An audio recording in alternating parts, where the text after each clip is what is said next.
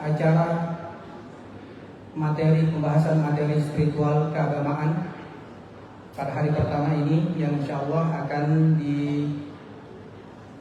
dibawakan pematerinya oleh Bapak Al-Ustaz Ahmad Zainuddin Al-Banjari hafizahullah ta'ala. Dan temanya mengenai iman kepada Allah Subhanahu wa ta'ala dan iman kepada Rasul apabila waktu cukup insya Allah. Dan sebelum kami menyerahkan forum ini kepada beliau, kami membacakan biodata beliau. Nama beliau Ahmad Zainuddin bin Kasful Anwar bin Sukir bin Samloko hafizahullah. Nama yang dikenal beliau Ahmad Zainuddin Al-Banjari. Beliau lahir di Banjarmasin 9 Ramadan 1398 Hijriah atau 13 Agustus 1978. Keluarga beliau, istri 1, anak beliau 4. Kemudian pendidikan beliau S1 Fakultas Hadis Universitas Islam Madinah Arab Saudi dari tahun 2002 hingga 2006. Kemudian Ma'had Syu'bah Lughah sebelumnya Universitas Islam Madinah. Kemudian beliau pernah mengenyam pondok pesantren Pondok Modern Darussalam Gontor Ponorogo tahun 1991. Kemudian Pondok Pesantren Tahfidz Al-Quran Al-Furqan Kudus Jawa Tengah. Kemudian beliau pernah duduk di majelis ilmu para ulama. Salah dari diantara syekh yang beliau mengambil ilmu adalah Syekh Al-Muhaddits Abdul Muhsin bin Hamad Al-Abbad hafizahullah ta'ala dalam beberapa kitab yang dibahas di Masjid Nabawi.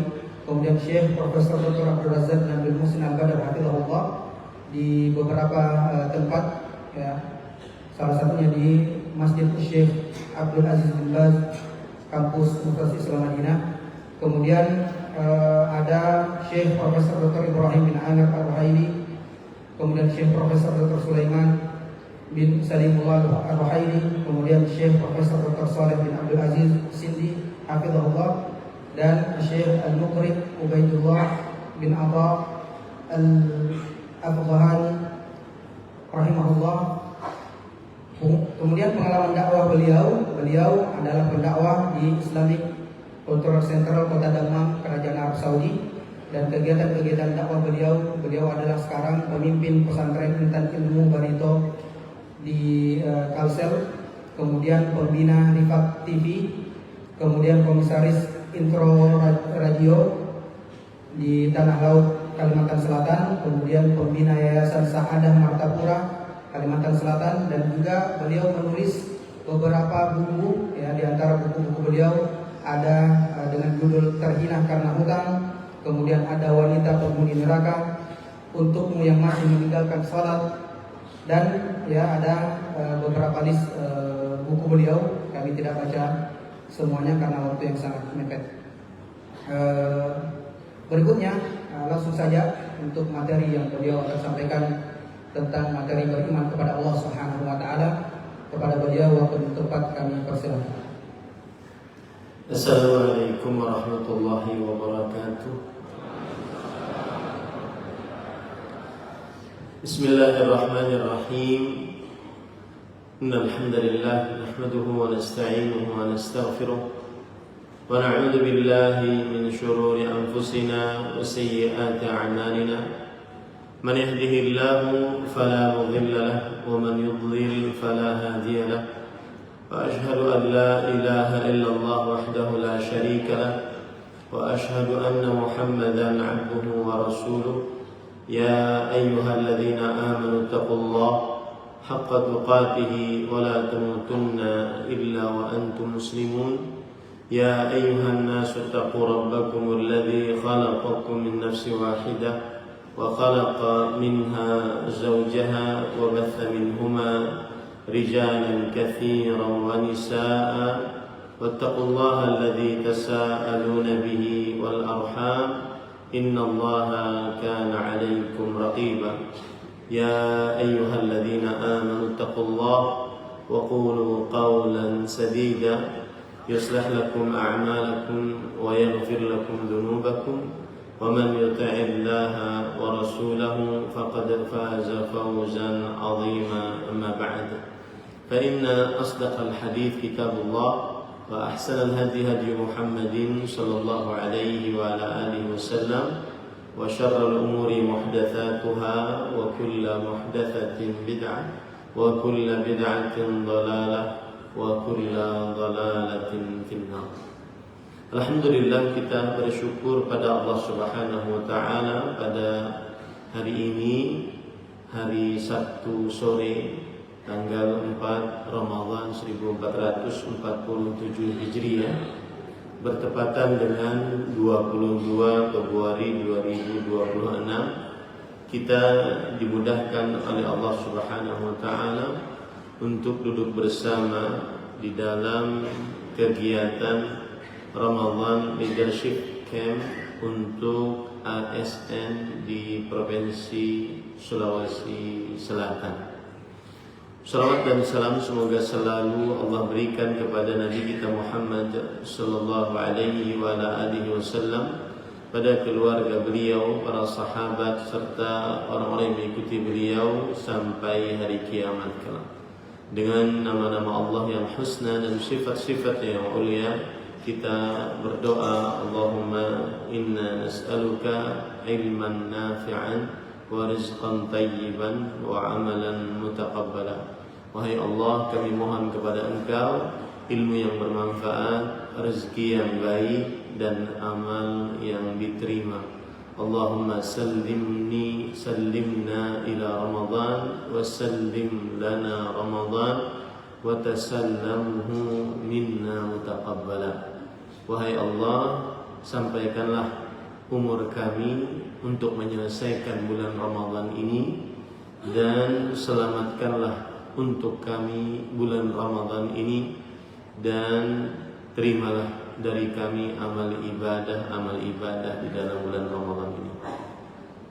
Kita juga berdoa kepada Allah Subhanahu wa taala dengan nama-nama Allah yang husna dan sifat-sifat yang mulia. Semoga Allah Subhanahu wa taala memberikan afiat, keberkahan, rahmat untuk Bapak Gubernur kita, Gubernur Sulawesi Selatan. Semoga Allah Subhanahu wa taala selalu memberikan afiat, rahmat kepada keluarga beliau, kepada istri beliau, dan juga kepada seluruh jajaran yang berada di bawah kepemimpinan beliau. Allahumma amin. Bapak Ibu, saudara-saudari yang dimuliakan oleh Allah Subhanahu wa taala, pada kesempatan kali ini kita akan membahas tentang sebuah materi yang sangat penting, yaitu beriman kepada Allah Subhanahu wa taala. Beriman kepada Allah Subhanahu wa taala yang akan kita bahas adalah dari beberapa poin, yaitu mengenal Allah Subhanahu wa taala atau yang disebut dengan ma'rifatullah. Kemudian yang kedua, mengenal keberadaan Allah Subhanahu wa taala. Kemudian yang ketiga, pembagian tauhid yang berkaitan dengan Allah Subhanahu wa taala. Kemudian yang keempat, kesalahan yang terjadi pada tauhid tersebut. Kemudian yang kelima, yaitu konsekuensi dari mentauhidkan Allah Subhanahu wa taala. Poin yang pertama yaitu ma'rifatullah, mengenal Allah Subhanahu wa taala. Kita akan bahas tentang mengenal Allah Subhanahu wa taala. Para ulama rahimahumullah taala menyebutkan bahwasanya mengenal Allah Subhanahu wa taala adalah poin yang sangat penting di dalam agama Islam. Hal ini disebabkan karena kita sebagai seorang muslim, salah satu kewajiban kita yang paling pertama adalah mengenal Allah Subhanahu wa taala. Allah Subhanahu wa taala berfirman di dalam Al-Qur'an tentang mengenal Allah Subhanahu wa ta'ala, fa'lam annahu la ilaha illallah, yang artinya ketahuilah. Di sini lihat ada kata-kata ketahuilah. Ketahuilah berarti kita wajib mengenal Allah Subhanahu wa ta'ala. Oleh karena itu para ulama mengatakan ma'rifatullah awwalul wajibat 'alal 'abd. Mengenal Allah Subhanahu wa ta'ala adalah kewajiban yang paling pertama yang harus diimani oleh seorang hamba. Karena seseorang tidak akan bisa mengucapkan asyhadu an la ilaha illallah tanpa mengenal Allah Subhanahu wa ta'ala. Dan mengenal Allah Subhanahu wa ta'ala ini adalah asyraful ulum, ilmu yang paling mulia. Mengapa demikian? Karena Allah adalah asyraful ma'lum. Allah Subhanahu wa ta'ala yang diilmui yang paling mulia. Oleh karenanya Al-Imam Al-Ghazali rahimahullah berkata, al-ilmu al-ashraf ma ma'lumuhu ashraf, wa ashraful ma'lumat huwa Allah ta'ala, falidzalika kana ma'rifatullah ta'ala afdalul ma'arif. Yang artinya ilmu yang paling mulia adalah objeknya paling mulia. Ilmu yang paling mulia adalah objek yang diilmui adalah yang paling mulia. Dan yang paling mulia dari semua yang ada adalah Allah Subhanahu wa ta'ala. Oleh karena itu ma'rifatullah adalah ilmu yang paling mulia, semulia-mulia ilmu. Maka kita pada kesempatan kali ini belajar ilmu yang paling mulia. Makanya para ulama mengatakan ilmu ma'rifatullah asyraful ulum li syarafil ma'lum. Mengenal Allah itu adalah ilmu yang paling mulia karena Allah adalah zat yang paling mulia. Tadi sudah saya sebutkan bahwasanya dalilnya dari Al-Quran tentang hal ini, bahwa kewajiban pertama seorang muslim untuk mengenal, untuk mengerjakan adalah mengenal Allah Subhanahu wa ta'ala. Allah berfirman, fa'lam annahu la ilaha illallah. Ketahuilah, ilmuilah bahwa tidak ada ilah yang berhak diibadahi kecuali Allah Subhanahu wa ta'ala. Quran surat Muhammad ayat 19. Di dalam ayat ini Allah Subhanahu wa ta'ala berkata, Imam Bukhari rahimahullah, fabada'a bil ilmi, Allah memulai dengan ilmu, menunjukkan bahwasanya yang paling pertama untuk diilmui adalah Allah Subhanahu wa ta'ala. Kemudian Rasul sallallahu alaihi wasallam bersabda, man mata wa huwa ya'lamu annahu la ilaha illallah dakhal jannah. Barang siapa yang meninggal dalam keadaan dia mengetahui bahwa tidak ada yang diibadahi dengan benar selain Allah, maka pasti masuk surga. Baik, sekarang timbul pertanyaan, apa makna ma'rifatullah? Sebagian orang memahami ma'rifatullah adalah dengan sampai kepada derajat Allah. Jadi manusia akhirnya sampai kepada derajat Allah Subhanahu wa ta'ala. Ini adalah pemahaman yang keliru. Tetapi yang dimaksud dengan mengenal Allah adalah mengenal nama-nama Allah, mengenal sifat-sifat Allah, mengenal perbuatan-perbuatan Allah, dan mengamalkan konsekuensi dari pengenalan tersebut. Nanti kita akan bahas insyaallah ta'ala tentang hal ini. Saya hanya akan menyebutkan apa itu ma'rifatullah, mengenal Allah Subhanahu wa taala. Bukan seorang hamba sampai akhirnya kepada derajat Allah yang mana disebut dengan aqidah wahdatul wujud, bukan. Mengenal Allah maksudnya adalah mengenal nama-nama Allah, apa saja nama-nama Allah. Kemudian dari nama-nama tersebut apa saja sifat-sifat yang dimiliki oleh Allah Subhanahu wa taala. Kemudian mengenal perbuatan-perbuatan Allah, af'alullah, yang kita akan jelaskan nanti panjang lebar. Kemudian mengenal konsekuensi dari pengenalan kita terhadap Allah Subhanahu wa taala tersebut. Dan mengenal Allah Subhanahu wa taala ini sangat penting. Kenapa? Karena para ulama mengatakan kullama izdadal insanu ma'rifatan bi asma'illahi wa sifatihi wa ayatihi kana imanuhu bihi akmala. Yang artinya semakin seseorang bertambah pengenalannya terhadap nama-nama Allah, sifat-sifat Allah, kemudian ayat-ayat tanda-tanda kekuasaan Allah Subhanahu wa taala, berarti imannya tambah besar. Ini poinnya sebenarnya.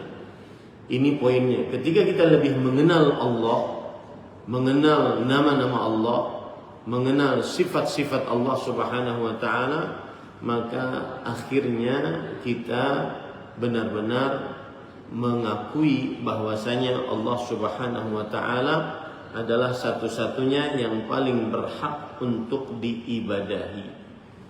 Yang paling berhak untuk diibadahi. Para ikhwan yang dirahmati oleh Allah, Bapak Ibu, saudara-saudari yang dimuliakan oleh Allah Subhanahu wa taala, kita kalau sudah mengenal Allah, maka akan tahu hakikat diri kita. Kita ini hamba, budak yang apa saja diperintah oleh Allah maka harus tunduk patuh kepada Allah Subhanahu wa taala. Ketika kita mengenal Allah Subhanahu wa taala sebagai pencipta, pengatur, yang berkuasa satu-satunya, maka kita akhirnya sangat patuh kepada Allah Subhanahu wa taala, sangat tunduk kepada Allah Subhanahu wa taala. Dan itulah yang disebut dengan al-ubudiyah, yaitu penghambaan diri kepada Allah Subhanahu wa taala. Baik. Setelah kita mengetahui bahwa kewajiban pertama bagi seorang hamba adalah mengenal Allah, kemudian faedahnya bagi kita tadi adalah kuatnya iman kita, kuatnya ketundukan kita kepada Allah. Makanya kalau seandainya ada orang yang di dalam bulan Ramadan ini tidak puasa, maka dia belum sepenuhnya mengenal Allah Subhanahu wa taala. Ada orang yang kesehariannya tidak mengerjakan sholat 5 waktu, berarti sebenarnya dia belum mengenal Allah Subhanahu wa taala dengan sebenar-benarnya. Jadi pengenalan terhadap Allah bukan hanya sekedar kita menghafal nama Asmaul Husna, Allahu la ilaha illa huwal hayyul qayyum, Al-Malik, Al-Quddus, As-Salam, Al-Mu'min, Al-Muhaimin, Al-Aziz, Al-Jabbar, Al-Mutakabbir. Bukan. Tetapi ada konsekuensi dari mengenal nama Allah. Ada sifat Allah Subhanahu wa taala dari nama tersebut. Kemudian dari sifat tersebut menjadikan kita beriman kepada Allah Subhanahu wa taala. Saya berikan contoh kecil saja. Allah Subhanahu wa taala berfirman, "Laisa kamitslihi syai' wa huwas samiul basir." Yang artinya tidak ada sesuatu pun yang semisal dengan Allah, dan Allah Maha mendengar, Maha melihat. Ketika kita meyakini Allah punya nama As-Sami', Maha mendengar. Ketika kita meyakini Allah punya nama Al-Basir, Maha melihat. Tentunya yang mempunyai nama Maha mendengar benar-benar mendengar, dan yang mempunyai nama Maha melihat benar-benar melihat. Berarti dari dua nama ini Allah mempunyai sifat as-sam', sifat al-basar. Allah mempunyai sifat pendengaran, sifat penglihatan. Itu adalah teoritisnya kita ma'rifatullah. Lalu apa konsekuensi dalam kehidupan kita sehari-hari? Konsekuensi dalam kehidupan kita sehari-hari berarti kita menunaikan amanah kita. Karena Allah Subhanahu wa taala Maha melihat, Maha mendengar. Kalau seandainya orang meresapi pendengaran dan penglihatan Allah di dalam kalbunya, maka dia akan bekerja dengan ihsan. Bekerja dengan ihsan. Ihsan itu adalah tingkatan dedikasi yang paling tinggi. Kalau seandainya dia mengetahui bahwa Allah, dan bukan hanya mengetahui, meresapkan di dalam kalbunya bahwa Allah Maha mendengar, Maha melihat, maka dia takut untuk berbuat zalim walau sedikit pun. Karena Allah Subhanahu wa taala berfirman, "Ma rabbuka bidzallamin lil 'abid." Rabbmu tidak akan pernah menzalimi hambanya. Orang yang dilihat atau tidak dilihat oleh manusia, dia akan bekerja sesuai dengan amanahnya karena dia mengetahui Allah As-Sami' Al-Basir. Nah, itulah salah satu konsep berfikirnya seorang muslim ketika mengetahui tentang ma'rifatullah, mengenal Allah Subhanahu wa taala. Yang mana saya sebutkan tadi, mengenal Allah adalah awwal wajibin 'alal mukallaf. Yang paling pertama kali diilmui oleh seorang hamba adalah mengenal tentang Allah, nama-namanya, sifat-sifatnya, kemudian tanda-tanda kekuasaannya. Dari situ kemudian apa konsekuensinya? Sekali lagi, kalau seandainya ada orang di dalam bulan Ramadan ini, saya dengar bapak-bapak menghafal juz 30, bukan 30 juz ya. Juz 30. Maka kalau itu karena bagus, enggak manfaat. Makanya saya ketika mendengar kabar tersebut, mudah-mudahan bermanfaat bagi Bapak Ibu. Bukan bagi Bapak Gubernur, hafizahullah, tetapi bermanfaat untuk kita. Karena Rasulullah SAW nanti beliau bersabda, "Iqra'ul Qur'an fa innahu ya'ti yaumal qiyamah syafi'an li ashabihi." Bacalah Al-Qur'an, sesungguhnya dia akan menjadi pemberi syafaat nanti pada hari kiamat. Bagaimana cara pemberi syafaat Al-Quran tersebut? Al-Quran yang kita hafal itu akan datang kepada Allah, kemudian berkata, "Ya Rabbi mana'tuhun nauma bil-lail." Wahai Rabbku, aku larang dia untuk tidur di malam hari karena membacaku, menghafalku.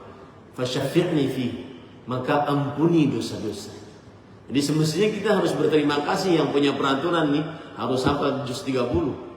Karena itu memaksa kita agar kita bisa menghafalnya sehingga bisa menjadi pemberi syafaat kelak di hari kiamat. Allahumma amin. Bukan malah terbebani. Nah, kembali kepada ma'rifatullah tadi. Kalau seandainya seseorang ma'rifatullah, maka dia akan lezat untuk membaca Al-Quran tersebut, sebagaimana perkataan Uthman bin Affan radhiyallahu anhu dan juga Khabbab bin al-Arad. Beliau mengatakan, "Taqarrab ila Allah mastata'." Dekatkan dirimu kepada Allah semampumu. Wa'lam annaka lan tataqarraba ila Allah ahabba ilaih min kalam. Tetapi ketahuilah engkau tidak akan pernah bisa mendekatkan dirimu kepada Allah dengan yang paling Allah cintai. Yang paling Allah cintai selain dengan Al-Quran. Kapan kita semangat untuk beramal ibadah, menghafal Quran, membaca Quran, terutama dalam bulan Ramadan? Ketika kita ma'rifatullah, ketika kita mengenal Allah. Jadi mengenal Allah ini kunci. Dia bagaikan mesin untuk menggerakkan seluruh anggota tubuh ini dalam pengabdian kita kepada Allah Subhanahu wa taala.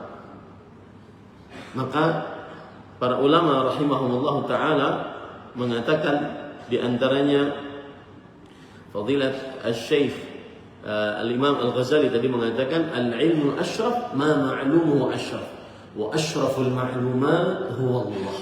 Ilmu yang paling mulia adalah ilmu tentang yang paling mulia, dan yang paling mulia adalah Allah Subhanahu wa taala. Ulama Islam abad ke-8 Hijriah Syekhul Islam Ibnu Taimiyah mengatakan man 'arafa asma'allahi wa ma'aniyaha wa amana biha kana imanuhu akmal.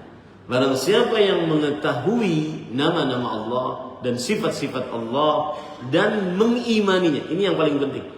Karena sebagian orang kadang-kadang menghafalnya saja, kemudian mengimaninya tidak, meresapkannya di dalam kalbu tidak, mengkonsekuensikannya dalam kehidupan sehari-hari belum. Kalau sudah mengkonsekuensikannya dalam kehidupan sehari-hari, karena imanuhu akmal, maka imannya lebih sempurna. Baik. Sekarang kita masuk kepada poin yang kedua, yaitu keberadaan Allah Subhanahu wa taala. Keberadaan Allah Subhanahu wa taala, para ikhwan yang dirahmati oleh Allah Subhanahu wa taala, berkata Imam Abu Hanifah rahimahullah, wallahu taala mawjudun la kal mawjudat. Allah itu ada, tidak seperti makhluk-makhluk yang ada. Allah ada, tidak seperti makhluk-makhluk Allah yang ada. Ini juga kalau seandainya kita pahami dan resapi dalam qalbu kita, niscaya tidak akan seseorang berbuat zalim. Di dalam bulan Ramadan masih berbohong, menipu, mengoplos, memalsukan, memarkup, sumpah palsu, saksi palsu. Rasul sallallahu alaihi wasallam bersabda, "Man lam yada' qaula az-zur wal 'amala bih, falaysa lillahi haja fi an yada'a ta'amahu wa syarabah." Siapa yang tidak meninggalkan perkataan dusta, kemudian konsekuensi hal-hal yang mengkonsekuensikan kepada kedustaan seperti yang saya sebutkan tadi, maka Allah tidak berhajat untuk dia meninggalkan makan dan minumnya. Kalau orang meyakini Allah ada, Allah maha melihat, maha mendengar, maka dia tidak akan mengerjakan hal-hal yang terlarang di dalam agama Islam. Baik, kita sedikit masuk ke dalam tentang Allah ada. Apa dalil bahwa Allah itu ada? Dalilnya dari fitrah, dari indera, dari akal, dan dari wahyu. Fitrah manusia, siapapun dia, baik bayi yang terlahir, bapak ibunya Nasrani, Yahudi, atau agama apapun, memang terlahir, maka di dalam fitrahnya ada pengakuan tentang Allah Subhanahu wa taala. Allah Subhanahu wa taala berfirman di dalam surat Ar-Rum ayat 30, "Fitratallah allati fataran nasa 'alaiha." Yang artinya itulah fitrah yang Allah Subhanahu wa taala fitrahkan manusia atasnya, bahwa Allah Subhanahu wa taala ada. Kemudian juga Allah berfirman di dalam hadis qudsi, "Inni khalaqtu ibadi hunafa'a kullah."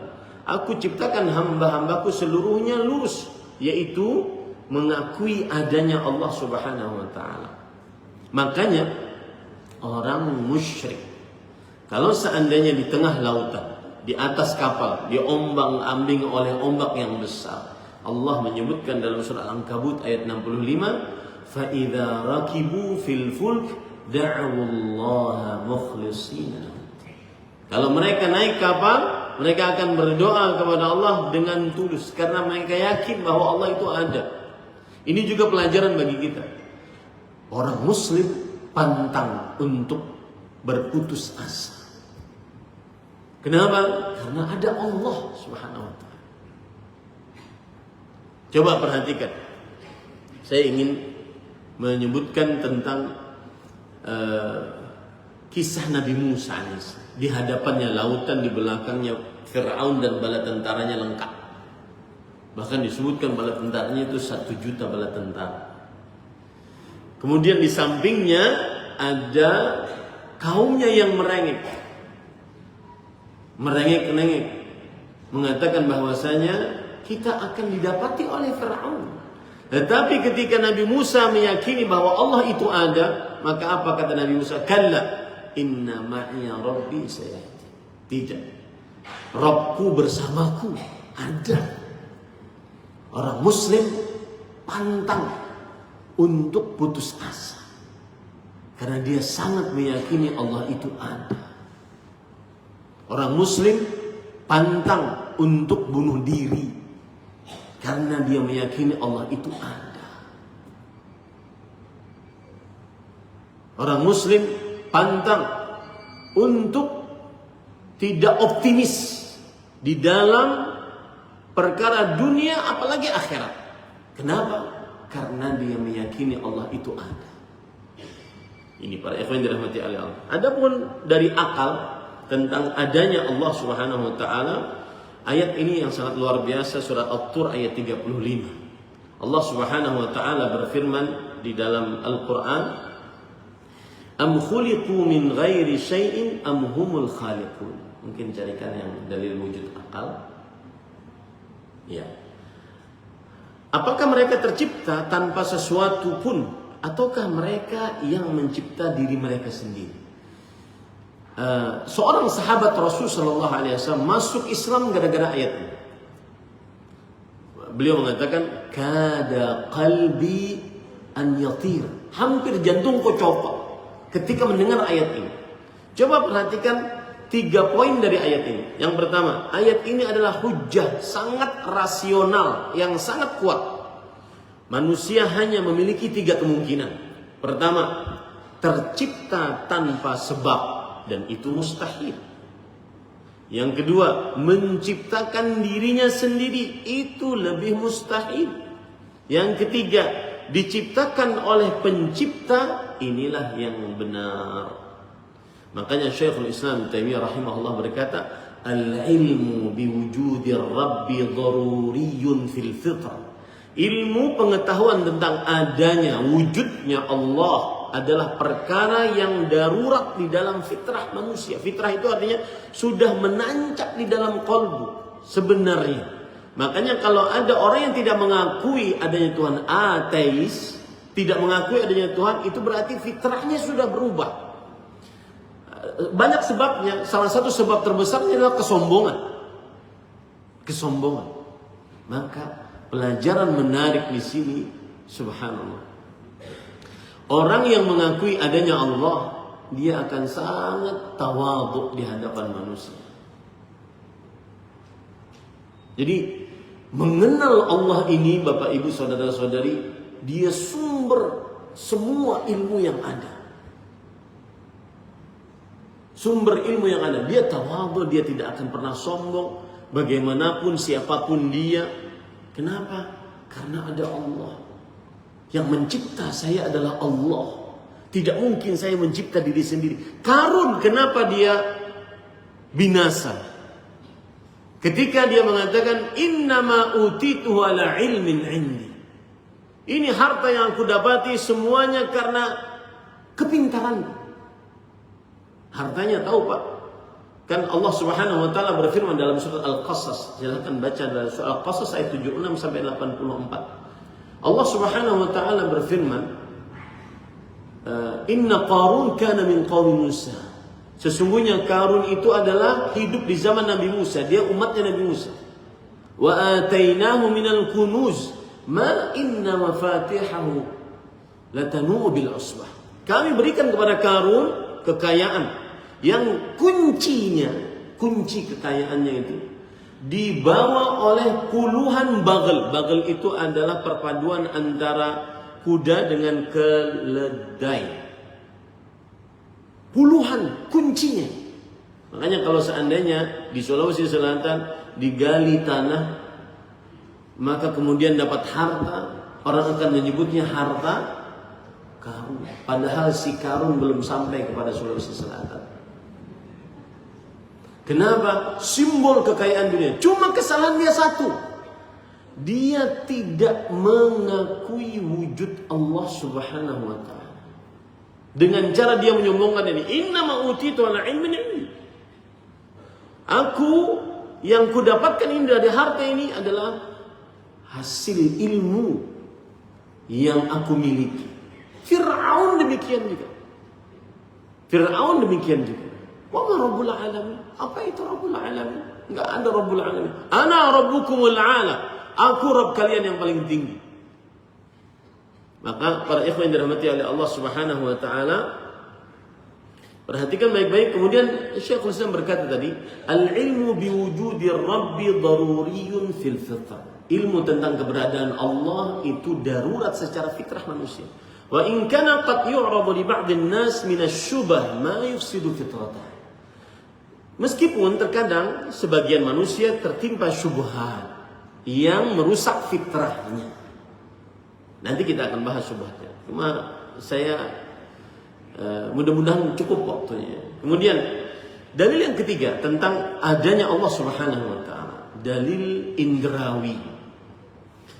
Ini sangat mudah. Contoh, Pak. Makanya saya ucapkan tadi, orang yang mengenal Allah pantang untuk malas, putus asa. Makanya Rasulullah SAW berdoa, Allahumma inni a'udzubika minal ajzi wal kasal wal jubni wal bukhl. Ya Allah, aku berlindung denganmu dari lemah, malas, pengecut, kemudian kebakilan. Orang bakhil itu, Pak, ini subhanallah, ini menarik. Orang bakhil, kenapa bakhil dia? Syekhul Islam berkata, barang siapa yang bakhil, maka dia sebenarnya sedang su'udzan bil mawjud. Orang yang bakhil sebenarnya dia sedang su'udzan dengan yang wujud, Allah Subhanahu wa ta'ala.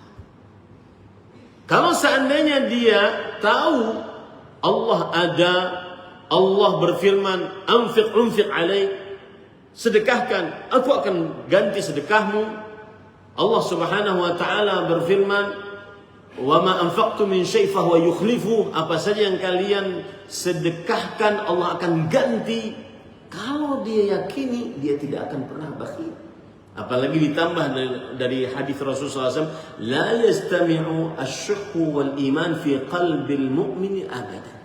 Tidak akan terkumpul keimanan dan sifat bakhil di dalam diri seorang hamba selamanya. Kenapa? Karena dia meyakini adanya Allah Subhanahu wa taala. Doa-doa kita, Pak, dikabulkan oleh Allah kalau seandainya kita berdoa. Itu dalil yang paling kuat adanya Allah. Indrawi kita, panca indera kita merasakan kalau kita berdoa maka dikabulkan doanya oleh Allah Subhanahu wa taala. Contoh misalkan Nabi Zakaria. Nabi Zakaria berdoa. Bapak tahu berdoanya bagaimana? Disebutkan dalam surat Maryam alaihissalam. Kafha ya ain min sad dzikru rahmati 'abdika rabbahu Zakaria idh nada rabbahu nidaan khafiyah. Ingatlah cerita Nabi Zakaria ketika berdoa kepada Rabbnya dengan nidaan khafiyah, dengan suara yang lirih. Kenapa dengan suara yang lirih, Pak? Para ulama tafsir menjelaskan agar tidak dilecehkan oleh Bani Israel. Karena beliau sudah tua, renta, ubanan, kemudian bungkuk badannya, kemudian istrinya menafus, tapi masih tetap berdoa. Rabbi la tadarni fardan wa anta khairul warithin. Surat Anbiya ayat 89. Wahai Rabbku, jangan biarkan aku sendirian. Kasih aku keturunan. Engkau adalah sebaik-baik pemberi keturunan. Maka Bapak Ibu saudara-saudari yang dimuliakan oleh Allah Subhanahu wa taala, Nabi Zakaria dapat ini dari mana? Dari Maryam, keponakannya. Maryam alaihissalam berdoa kepada Allah di dalam mihrabnya, kemudian datang dari langit langsung makanan. Ini subhanallah, luar biasa. Makanya orang yang jarang mengangkat tangan, terutama dalam bulan Ramadan ini, Rasulullah SAW bersabda, "Da'watus shaimi la turad hatta yuftir." Doa orang yang berpuasa tidak ditolak sampai berbuka. Kalau jarang juga masih berdoa yang seperti ini, semua fasilitas Allah sediakan untuk dikabulkan doa, masih jarang juga berdoa, ini berarti kurang memaknai wujud Allah di dalam dirinya.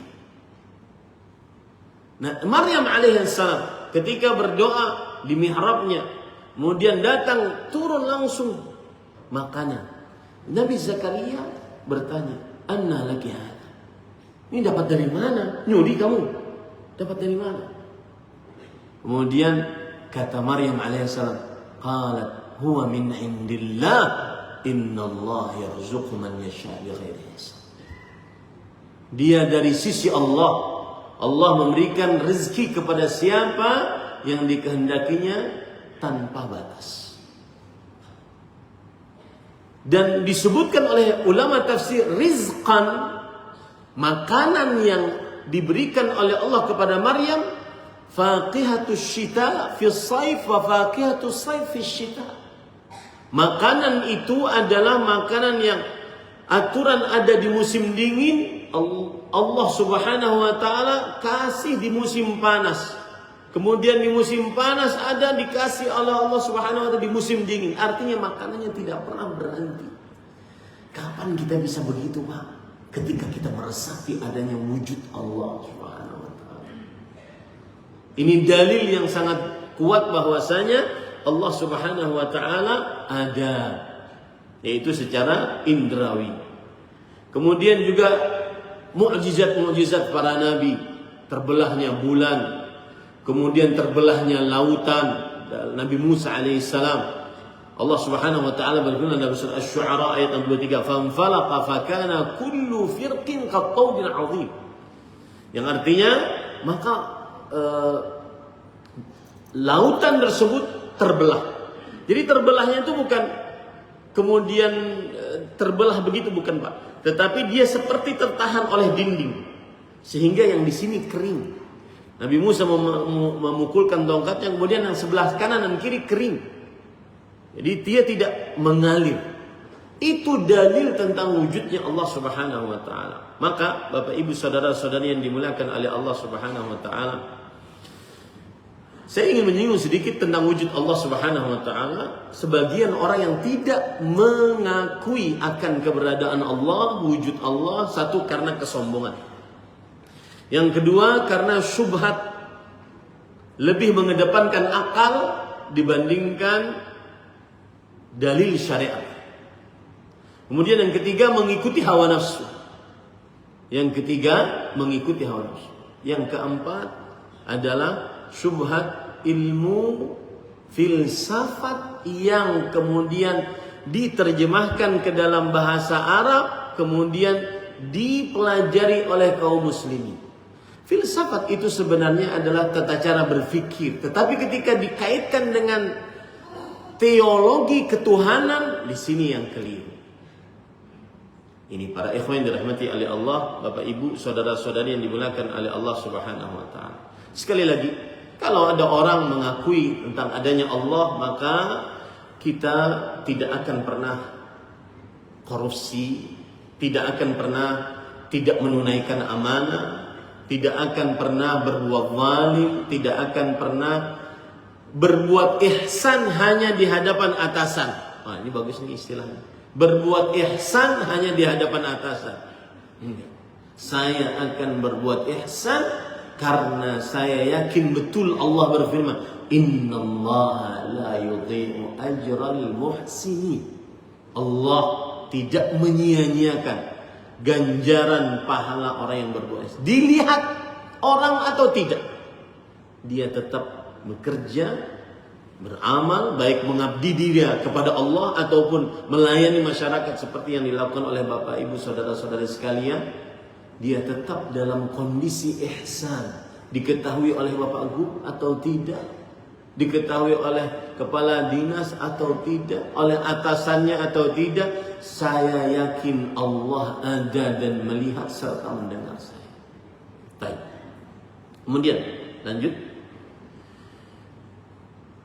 Adapun dalil akal, para ikhwan yang dirahmati oleh Allah Subhanahu wa taala, tentang adanya Allah Subhanahu wa taala adalah, perhatikan baik-baik, Allah Subhanahu wa taala berfirman tentang dalil akal ini, yaitu akal kita secara masuk akal kita ini semua tidak akan pernah terjadi kecuali ada penciptanya, sebagaimana yang sudah saya sebutkan tadi. Tetapi yang ingin saya garis bawahi, mungkin itu sudah bisa dipahami. Contoh misalkan kisah Imam Abu Hanifah. Ada orang ateis mengatakan kepada Imam Abu Hanifah bahwa saya mengetahui saya bisa mencipta ulat. Bukan Tuhan kamu saja yang bisa mencipta, saya bisa mencipta ulat. Silahkan, kata Imam Abu Hanifah. Lalu diletakkanlah daging di dalam sebuah botol. Kemudian setelah itu, setelah beberapa lama dagingnya akan busuk, keluarlah ulat-ulat. Lihat, ini ulat ciptaan saya. Imam Abu Hanifah orang cerdas, rahimahullah. Beliau mengatakan, mana yang jantan, mana yang betina. Fabuhitan alladzi kafar. Orang-orang yang kafir kemudian benar-benar dipermalukan. Mana yang jantan, mana yang betina. Tidak bisa jawab. Maka saya ingin singgung tentang hubungan akal dengan syariat. Ini sangat penting sekali. Kenapa demikian? Karena akal ini kadang-kadang disalahgunakan, terlalu berlebihan sehingga mendahului syariat. Dengan dalil Allah Subhanahu wa taala berfirman, "Afala ta'qilun?" Apakah kamu tidak mengakali? Afala tatafakkarun? Apakah kamu tidak berfikir? Afala tatadabbarun? Apakah kamu tidak mentadabburinya? Dengan dalil ayat-ayat tersebut akhirnya mereka lebih mengedepankan akal dibandingkan syariat. Maka di dalam akidah Ahlus Sunnah wal Jamaah, akal dan syariat tidak mungkin bertentangan secara hakiki. Kenapa? Karena keduanya berasal dari Allah Subhanahu wa taala. Syariat adalah wahyu Allah, kemudian akal adalah ciptaan Allah Subhanahu wa taala. Jika terjadi pertentangan, ada 3 kemungkinan. Yang pertama, bisa jadi dalil syariatnya tidak sahih. Yang kedua, bisa jadi pemahaman terhadap pemahaman akal keliru. Yang ketiga, bisa jadi akal melampaui batasnya. Saya beri contoh mudahnya, Pak. HP, Pak. HP ini kalau seandainya saya naik pesawat, kemudian setelah itu dia ke atas, hilang apa, Pak? Hilang sinyal. Nggak bisa berhubungan. Begitulah akal. Kalau dia disuruh bekerja di luar kapasitasnya, maka dia akan keliru memahami. Ini Bapak Ibu, saudara-saudari yang dimuliakan oleh Allah. Berarti kalau begitu, apa fungsi akal? Fungsi akal adalah memahami wahyu, bukan menghakiminya. Ya ayyuhalladzina amanu kutiba alaikumusiyam. Wahai orang beriman, diwajibkan atas kalian berpuasa. Kenapa sih ada puasa ini? Untuk apa sih ada puasa ini? Kenapa sih sholat harus 5 waktu? Kenapa subuh setelah tidur harus 2 rakaat? Kenapa tawaf 7? Kenapa sa'i 7? Kenapa haji harus ke Arafah? Karena ada sebagian orang mengatakan, sudah haji biar tidak ada korban, maka haji per benua saja. Kemudian dilakukan di sepanjang tahun, tidak mesti harus di bulan Dzulhijjah. Karena beberapa tahun yang lalu banyak korban. Maka para ikhwan yang dirahmati Allah, Akal fungsinya adalah memahami wahyu, bukan menghakiminya. Itu yang dimaksud oleh Allah, afala ta'qilun, afala tatadabbarun, afala tatafakkarun. Dia hanya fungsi memahami wahyu, bukan menghakimi. Kenapa? Karena syariat atau wahyu Al-Quran atau hadis Rasul SAW adalah sumber utama. Makanya para ikhwah, para ulama rahimahullah berkata, al-aqlus sarih la yu'aridun naqlas sahih. Akal yang sehat tidak akan pernah bertentangan dengan dalil yang sahih. Ini para ikhwah yang dirahmati oleh Allah SWT. Lanjut.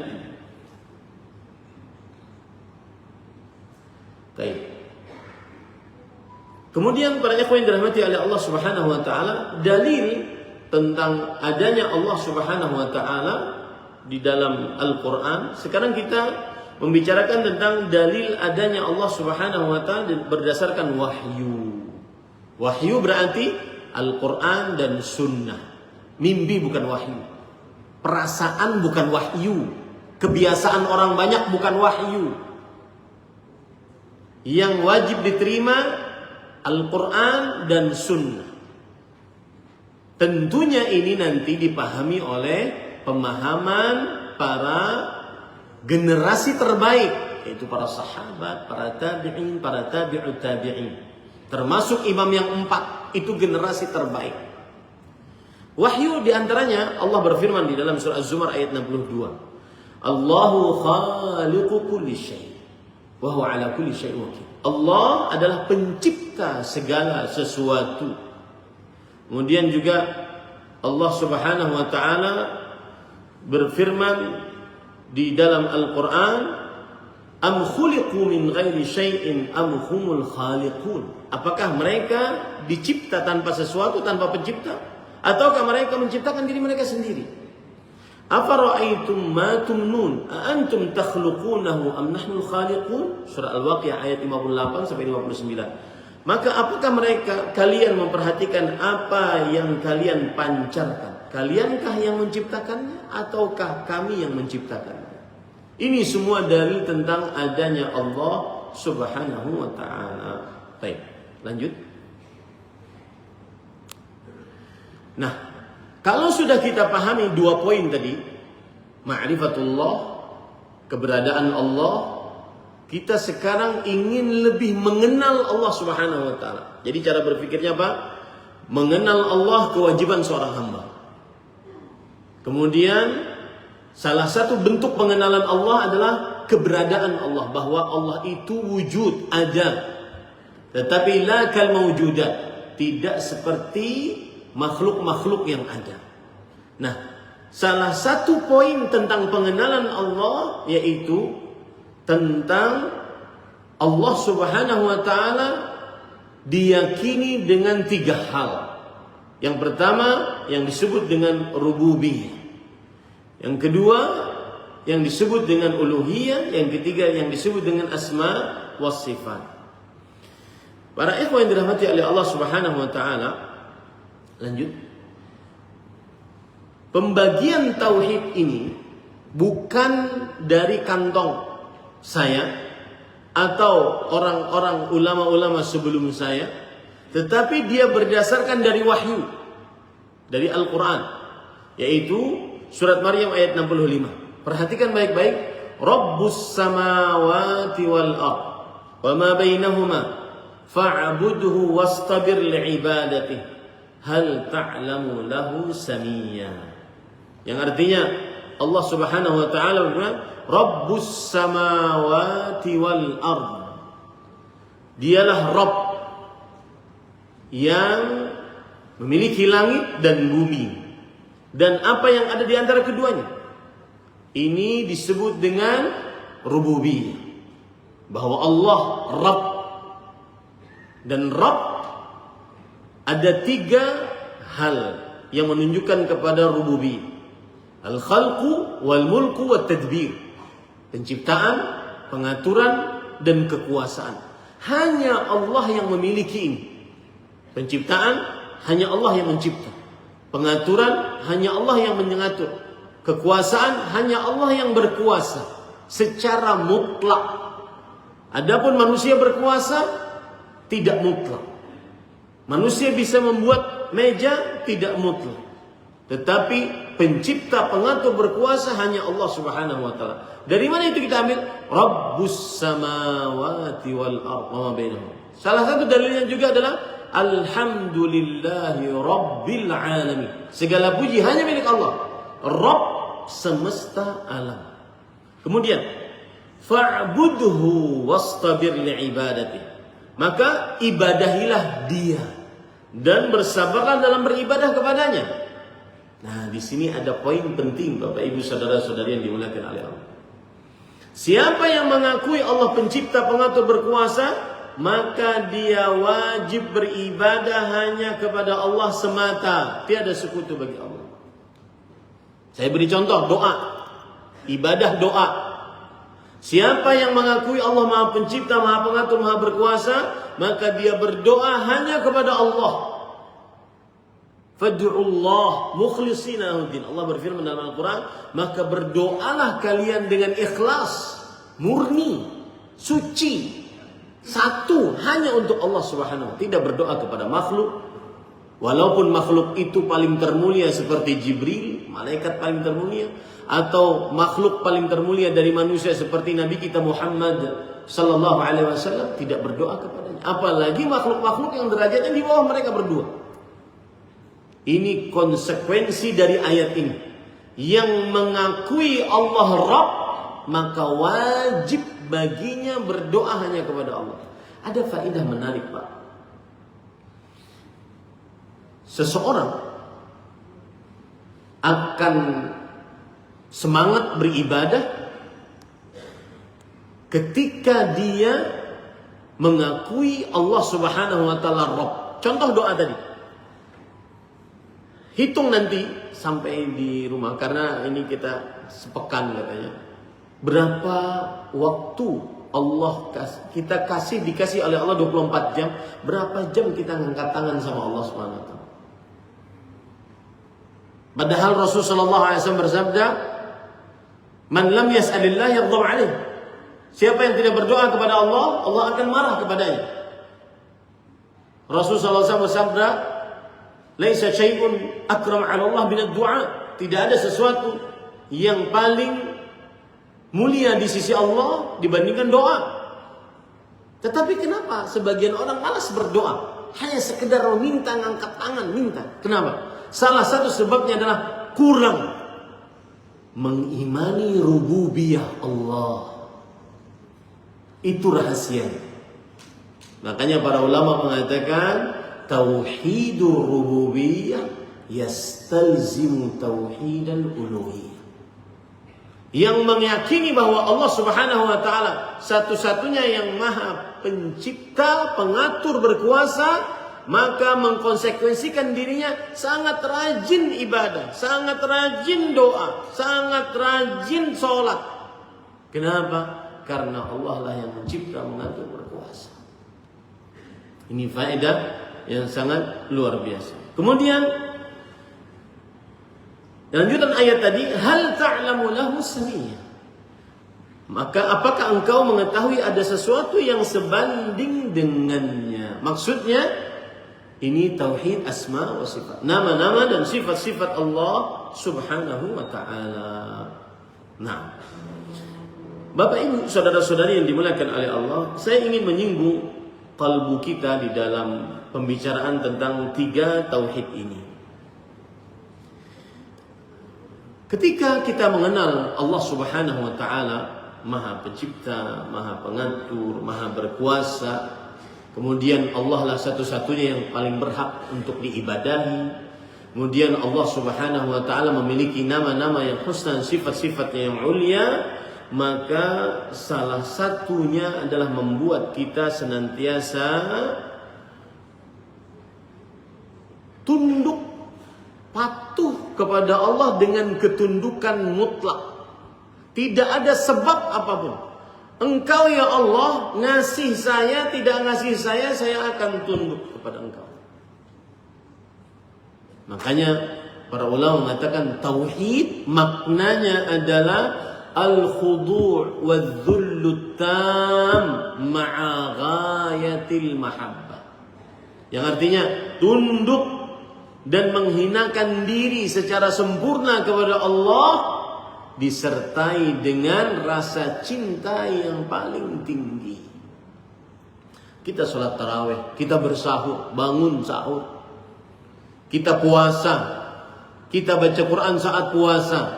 Apalagi ini pimpinan kita mempunyai program seperti ini saat puasa.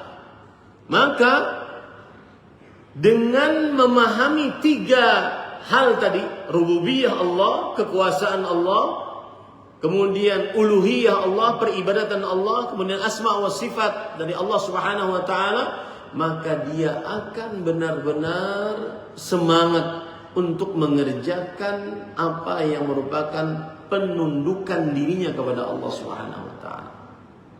Itu faedah yang sangat luar biasa dari memahami 3 poin ini.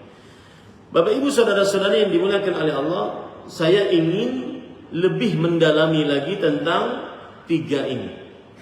Yang pertama yaitu tauhid rububiyah.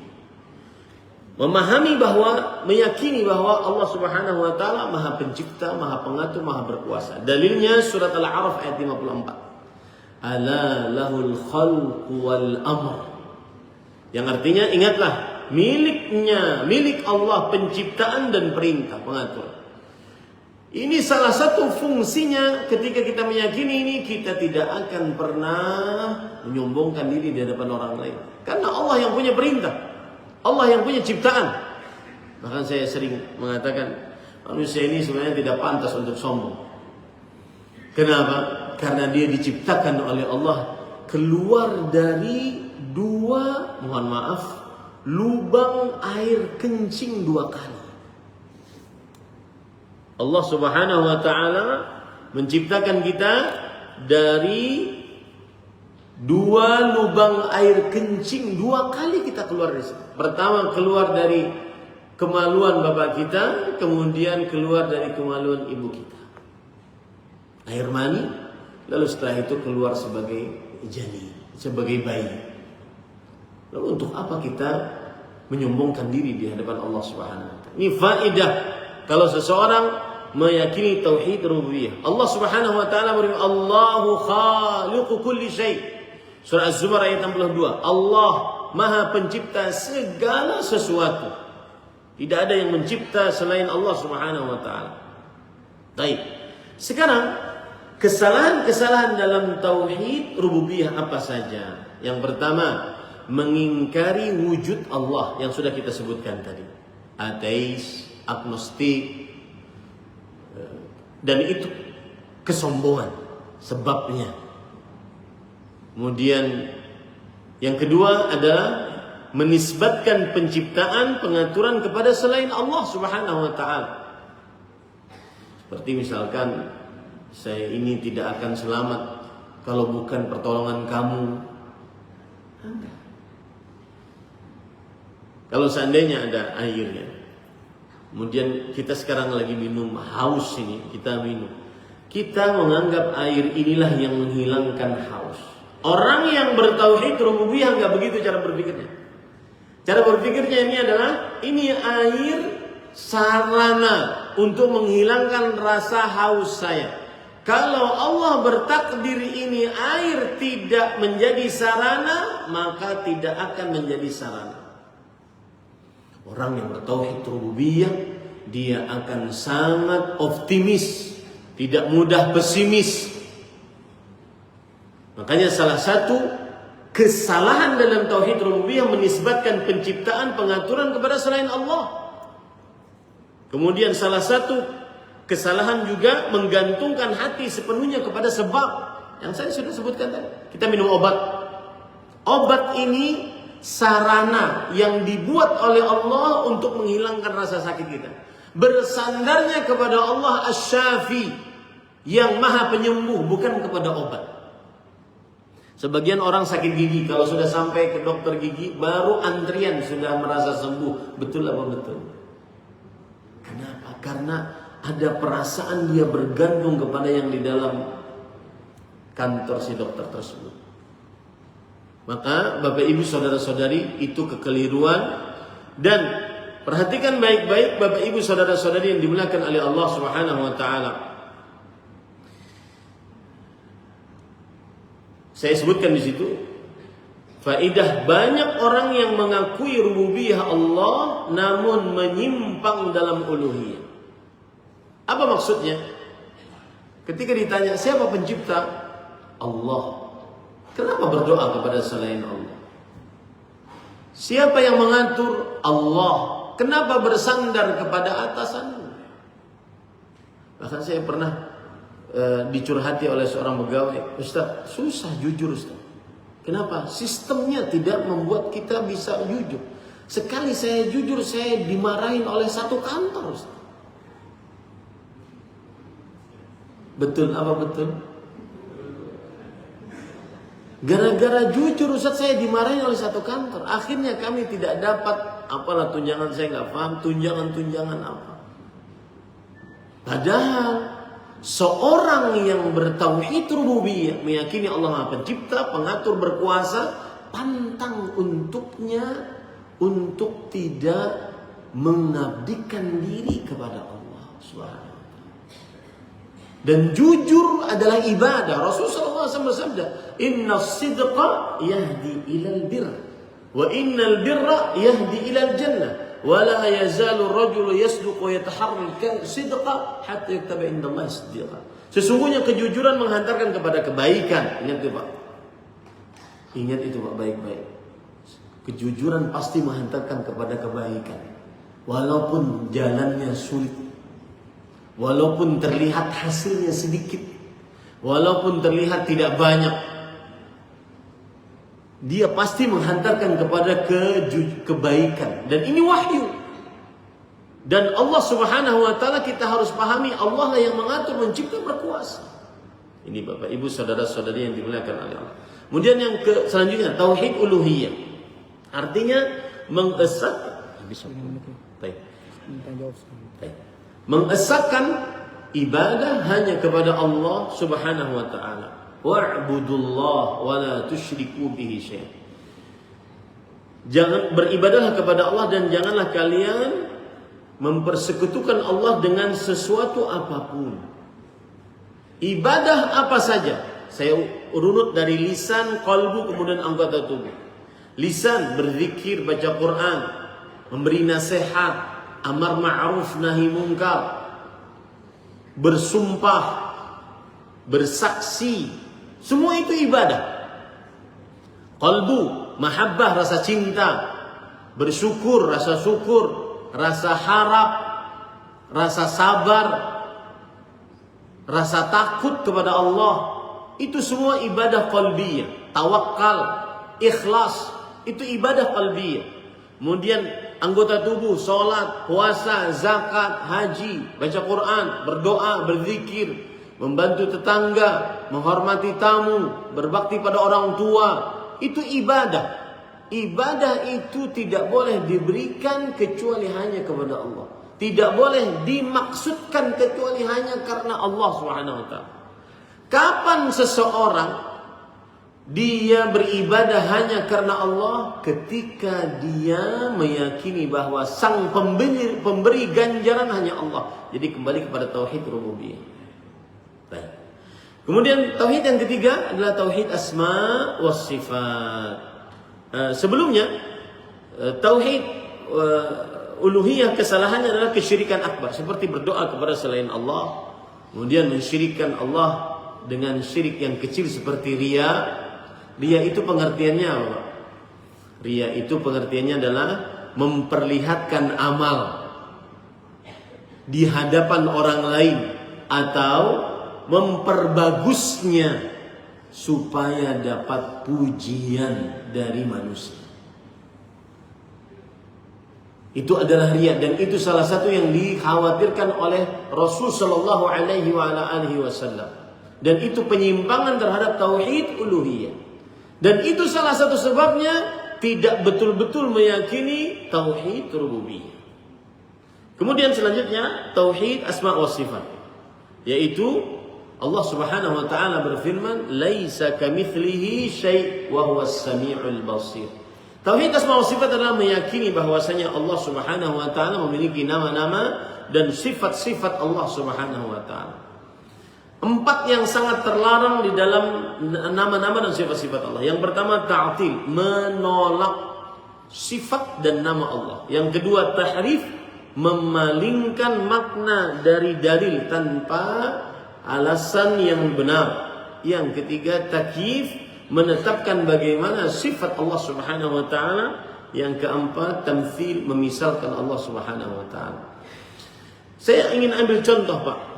Wa huwas samiul basir. Allah Maha mendengar, Maha melihat. Maka kita tidak boleh ta'til, menolak pendengaran Allah, penglihatan Allah. Tidak boleh menolak nama Allah As-Sami, tidak boleh menolak nama Allah Al-Basir. Tahrif, tidak boleh merubah nama dan pendengaran sifat pendengaran dan sifat penglihatan tersebut. Kemudian takyif, tidak boleh membagaimanakan bagaimana ya Allah turun, bagaimana Allah mendengar, bagaimana Allah melihat, tidak boleh. Kemudian tidak boleh mengatakan bahwa Allah mendengar seperti pendengaran kita, Allah melihat seperti penglihatan kita. Terakhir, sebelum masuk pertanyaan, apa faedah memahami Allah memiliki nama-nama dan sifat-sifat? Di awal sudah saya sebutkan, bukan hanya sekedar hafal Asmaul Husna, Pak, tetapi meresapkan itu di dalam qalbu kita masing-masing. Saya beri contoh, Pak, ya. Kita di bulan ampunan, Allah berfirman dalam Al-Quran, wa huwal ghafurul wadud. Allah yang maha pemberi maghfirah, ampunan. Maghfirah itu ada 3 maknanya. Yang pertama, dihapus dosa. Jadi dalam buku catatan tidak ada lagi, atau nanti di akhirat tidak ada siksa. Yang kedua, diganti dosa dengan pahala. Yang ketiga, dan ini luar biasa, ditutupi aib dosa. Allah wa huwal ghafur. Allah yang maha pemberi maghfirah. Kalau orang berdosa, maka jangan putus asa. Ustaz, saya banyak sekali dosanya. Bertobatlah. Innallaha yaghfiru dzunuba jami'an. Allah menghapuskan dosa-dosa. Habis itu Allah tekankan lagi, seluruhnya. Apapun dosamu, Allah ampuni. Kemudian wa huwal ghafur al-wadud. Setelah engkau bertobat, Allah bukannya membenci, tetapi Allah malah mencinta hamba tersebut. Ini bedanya dengan manusia, Pak. Misalkan saya punya masalah dengan seseorang, kemudian kita maaf-maafan, tapi dalam hati saya, afwan ya, mohon maaf, setelah ini saya nggak mau lagi satu grup dengan Anda. Nggak ada lagi istilah satu grup WhatsApp dengan Anda. Nggak ada lagi istilah bertemu dengan Anda satu ruangan, nggak ada. Itu manusia, Pak. Allah enggak. Ini faidah dari memahami nama-nama dan sifat-sifat Allah. Nama-nama Allah itu agung, indah, luar biasa. Makanya namanya husna, yang balagatil husna ghayatah, yang mana puncak keindahan nama ada pada nama-nama Allah Subhanahu wa taala, dan puncak keindahan sifat ada pada sifat-sifat Allah. Salah satunya tadi, Pak, ini kita di bulan ampunan, dan saya berpesan di bulan Ramadan ini, jangan pernah tidak diampuni oleh Allah di dalam bulan Ramadan. Wa huwal ghafurul wadud. Hanya orang yang hina sengsara yang tidak diampuni di bulan ampunan. Wa huwal ghafurul wadud. Allah Maha Pengampun, dan setelah itu Allah mencintai yang bertobat kepadanya. Semoga itu yang bisa disampaikan, dan mudah-mudahan pembahasan tentang nama-nama Allah ini dan juga tentang Allah ini bermanfaat bagi kehidupan kita sehari-hari. Saya tadi dipesani oleh kawan-kawan, yang diinginkan adalah bahwa kita mengenal kedudukan kita sebagai seorang hamba. Kemudian kita mengenal Allah Subhanahu wa taala sebagai Allah yang mempunyai penciptaan, pengaturan, kekuasaan. Oleh karenanya kita sebagai hamba tunduklah beribadah kepada Allah, dan kita resapi dengan nama-nama Allah yang husna dan sifat-sifatnya yang mulia. Tentunya materi ini bisa dibagikan nantinya dan mudah-mudahan bermanfaat. Wallahu a'lam. Silahkan jika ada ingin bertanya. Alhamdulillah, itulah tadi yang disampaikan oleh Ustaz Ahmad Zainuddin Al-Badri hafizahullah. Masih ada waktu, kami cukupkan saja sampai jam 5.50 menit ya. Kita sisihkan 30 menit untuk berpisah di sini untuk masing-masing. Mungkin ada pertanyaan. Silakan.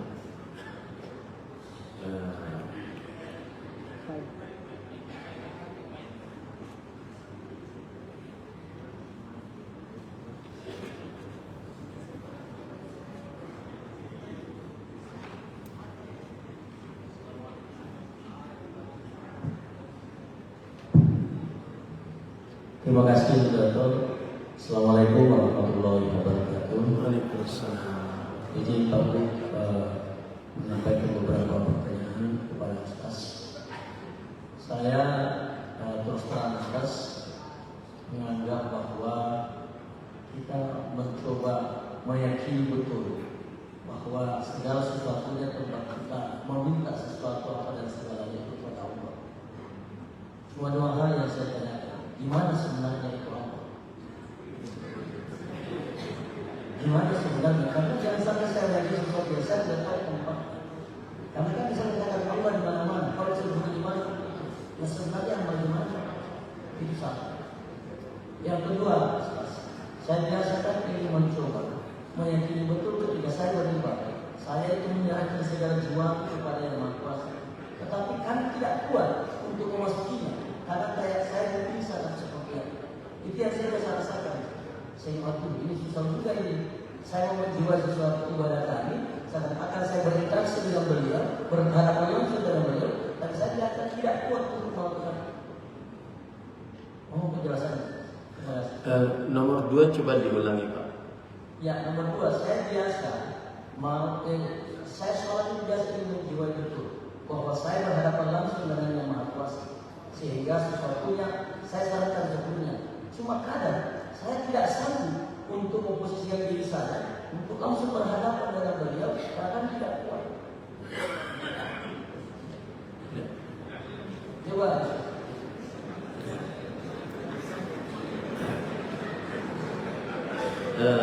Saya jawab dulu ya satu-satu ya, biar tidak lupa. Bismillah.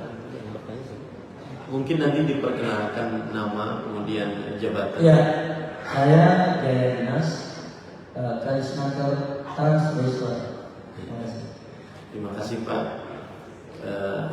Bismillah, Alhamdulillah. Untuk pertanyaan pertama, ini pernah ditanyakan oleh para sahabat Nabi radhiyallahu anhum kepada Nabi Muhammad SAW dalam hadis riwayat Imam Muslim, yaitu Rasul Shallallahu Alaihi Wasallam bertanya kepada seorang jariyah, anak kecil, budak perempuan, Aina Allah, di mana Allah? Kemudian budak tersebut menjawab, fis sama. Allah fis sama. Saya tidak mau harus menjelaskan bahasa Arab. Fi di sini ala. Fi di sini artinya adalah di atas, bukan di dalam. Dengan dalil Allah Subhanahu wa taala berfirman dalam Al-Qur'an, Ar-Rahmanu 'alal 'arsy istawa. Allah beristiwa di atas 'arsy. Saya ingin gambarkan Pak, kita ini di bumi. Kemudian di samping bumi kita ini ada planet-planet. Kumpulan planet-planet itu disebut dengan galaksi Bima Sakti. Kemudian kumpulan-kumpulan dari galaksi Bima Sakti di luar sana miliaran jumlahnya. Wallahu a'lam di manakah yang disebut dengan langit dunia. Di atas langit dunia ada langit pertama. Di atas langit pertama ada langit kedua, ketiga, keempat, kelima, keenam, ketujuh. sebagaimana dalam hadis sahih.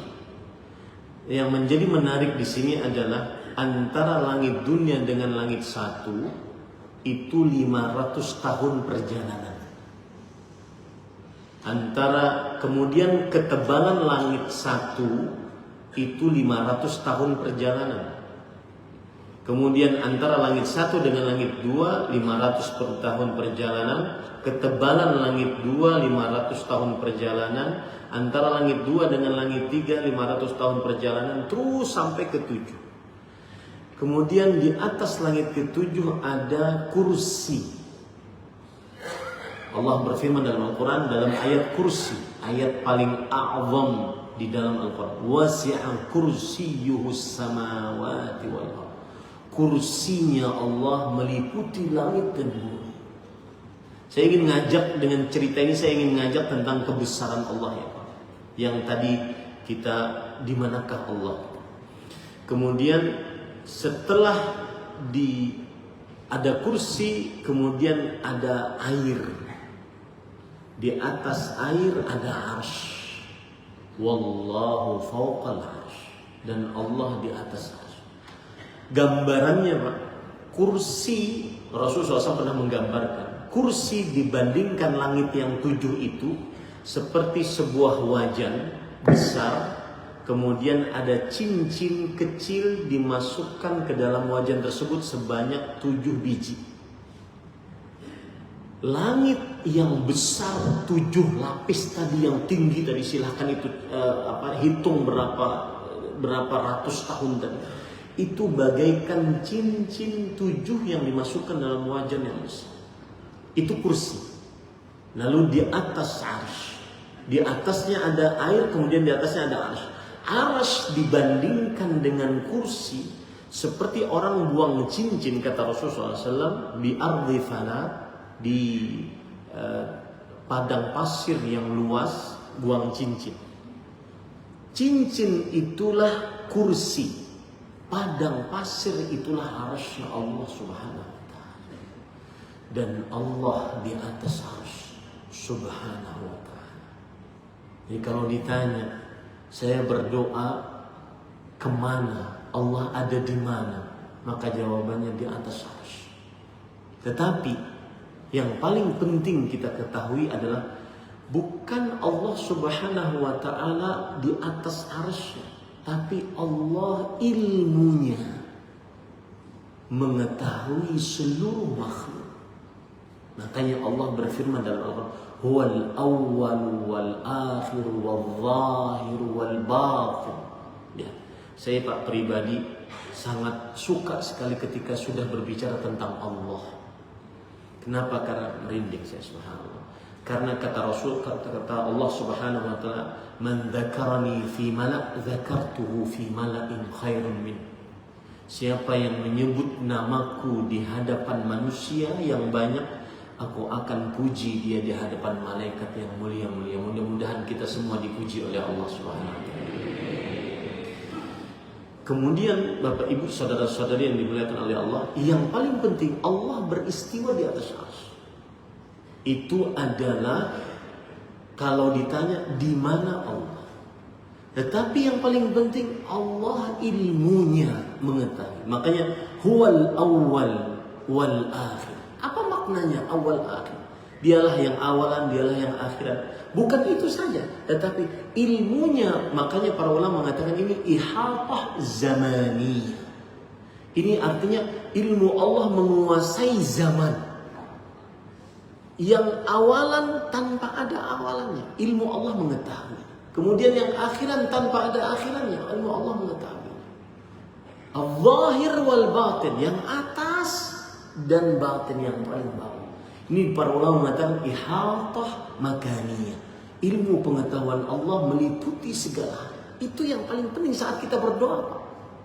Kenapa sebagian orang berdoa garing doanya? Garing doanya. Hanya sekedar kayaknya doa sama seperti ada orang nanya sama saya, Ustaz, kayaknya saya ini cuma beribadah nama doang. Allah nama, beribadah kepada nama aja. Siapa sih Allah itu? Nah, itu sebenarnya yang kita ingin tahu. Pertanyaan Bapak tadi memperjelas apa yang saya sebutkan tadi, bahwa Allah di atas arsy. Sedangkan ilmu pengetahuannya tanpa batasan waktu, tanpa batasan tempat. Itu yang membuat seseorang yakin berdoa. Itu yang membuat ketika Ibrahim alaihissalam dilempar oleh Namrud dengan api yang sangat besar, dilempar dengan ketapel, kemudian datang Jibril nawarin bantuan. Alaka hajah? Ada hajat engkau Ibrahim alaihissalam? Kata Ibrahim, lihat Pak, yang mengenal Allah, yang mengenal wujud Allah. Ibrahim alaihissalam pantas dinamakan Sayyidul Hunafa, pemimpinnya orang-orang yang bertauhid, dan juga Nabi kita Muhammad SAW. Beliau mengatakan, amma ilaika. Adapun aku perlu kepada engkau wahai Jibril, enggak, kita sama-sama makhluk, saya enggak perlu. Amma minallah fabala. Adapun dari Allah aku sangat perlu.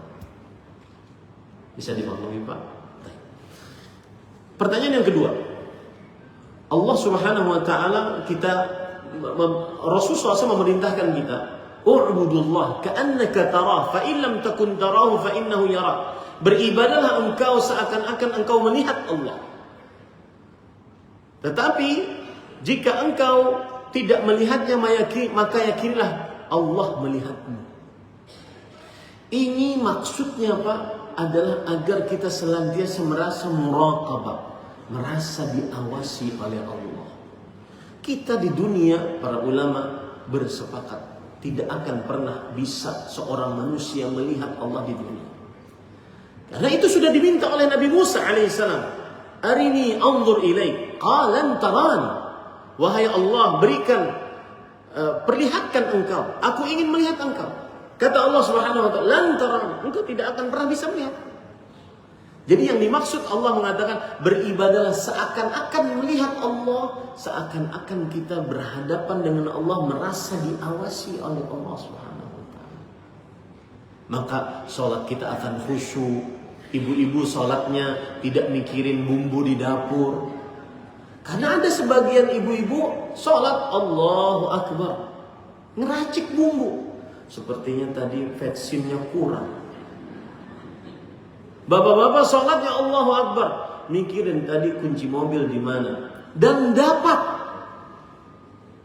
Dicari dapat. Maksudnya saat sholat dia mikir, kayaknya tadi jatuh di bawah meja. Saat sholat di bawah meja jatuh.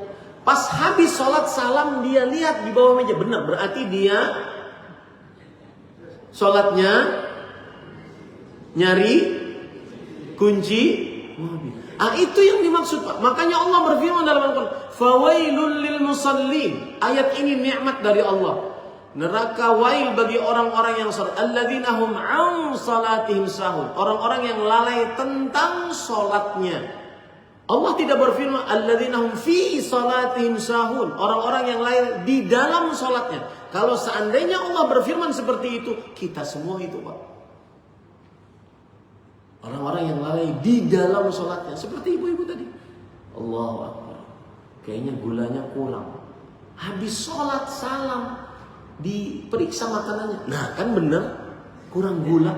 Berarti dia masak saat sholat. Betul apa betul Bu?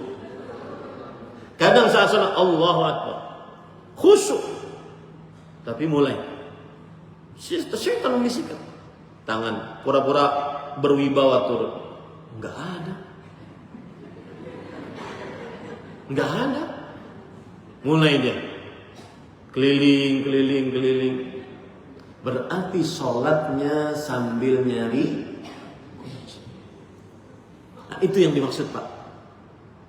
Jadi sholat khusyuk itu salah satunya yang disebutkan oleh Rasulullah SAW dalam hadis riwayat Imam Abu Daud adalah salah satunya sholli sholata muwaddi'. Sholatlah sebagaimana sholatlah engkau sebagaimana sholatnya orang yang setelah sholat engkau akan mati. Ini Pak, kita punya appointment nih. Appointment sama malaikat maut. Habis salam kamu mati ya. Kira-kira Pak Kadis mau salam gak Pak?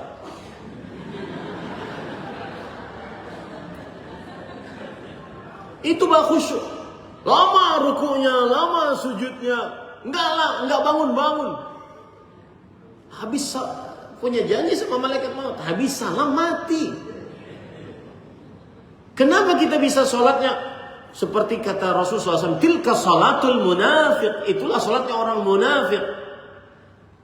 Yarqubus syams, kalau sudah masuk adzan asar dia nunggu matahari. Kemudian qama fanaqara arba'an, kalau mau mendekat hatta idza, sampai jika matahari seperti dua tanduk syaitan mau tenggelam matahari, baru dia bangun sholatnya tergesa-gesa seperti ayam mematuk makanan. Kenapa demikian Pak? Karena tidak hadir hati. Karena dia masih ada pekerjaan setelah salamnya, masih ada hidup setelah salam di dunia. Kalau janji sama malaikat maut setelah salam mati kamu, enggak selesai masalah. Itu kiat dari Rasul Sallallahu Alaihi Wasallam agar kita benar-benar merasa saat sholat di hadapan Allah Subhanahu Wa Taala. Demikian Allah. Jazakumullah khair atas pertanyaannya. Waktunya habis juga, subhanallah. Tambahlah sedikit Pak, boleh Pak? Boleh. Ya. Ibu-ibu lah, ibu-ibu. Ya, boleh tadi kata Pak. Boleh? Silahkan. Satu dari ibu-ibu ya. Ya, biar adil. Silakan pilih Ustaz. Ini sebenarnya tadi saya harus dinasihatin cuma setengah jam saja. Mohon maaf. Langsung saja supaya. Oh ya. Nama saya Liatas, kebetulan saya dipercaya sama Pak Gubernur sebagai Direktur Utama di Program Bisnis. Langsung saja Ustaz, ini persoalan sebetulnya yang sudah lama berputar-putar di pikiran saya. Ini semua dialami pasti teman-teman di sini ASN. Konsep tauhid yang Ustaz tadi ajarkan yang bahasanya itu masih sangat bertentangan dengan apa yang saya lihat dengan mata kepala saya sendiri, apa yang saya rasakan. Masih sebagian besar teman-teman ASN itu kita kaitkan dengan masalah tauhid. Terkadang kita masih lebih takut sama pimpinan kita, seperti yang Ustaz tadi sampaikan. Nah, bagaimana caranya Ustaz? Bagaimana caranya supaya hal seperti itu, seperti saya ini? Saya takut dia sampai jabatan direktur saya ini dipotong sama Pak Gubernur. Demikian juga sekali saya lain, kepala bidang juga seperti itu. Nah, ketika berbicara masalah tauhid yang sedemikian tingginya tadi, disandingkan dengan fakta-fakta yang dari kejadian hari ini pasti jauh dari apa yang sebenarnya kita sebagai umat Islam. Itu satu. Minta tolong penjelasannya. Ustaz, sekarang ini terjadi betul ini. Saya bukan cuma saya semua. Saya mau pilih semua. Jadi yang Pak Gubernur kita kepada presiden nanti tidak bisa sekarang itu berlanjut sampai akhir. Dari saya mahasiswa saya mati kenapa mahasiswa tidak takut sama saya pun. Tapi ketika perlu dosen yang masuk takut juga sama dosennya Pak. Itu karena takut mulai error. Jadi berarti ketika tidak berhubungan langsung. Itu satu. Yang kedua, tadi Ustaz katakan kalau Tuhan itu maha pemaaf. Ketika kita sudah bertobat, itu sampai bertobat berapa kali Ustaz yang biasa dari Tuhan Ustaz. Karena biasa dari Tuhan lagi terus diulang dari tobat lagi, diulang lagi. Ini Ustaz. Terima kasih. Assalamualaikum warahmatullahi wabarakatuh. Ali. Baik. Terima kasih Pak Ali, hafizahullah. Bagus, sangat bagus pertanyaannya. Saya sering kalau lagi ceramah gini Pak. Namanya bagus juga, Ali. Ali. Allah Al-Ali, Maha Tinggi. Mudah-mudahan kita senantiasa ditinggikan derajatnya oleh Allah SWT. Baik. Saya kalau ceramah biasa gini. Saya bilang tentang tauhid ya. Kalau orang benar-benar bertauhid, maka siapapun yang diharapkan kebaikannya, dia hanya menganggap itu sebagai sarana.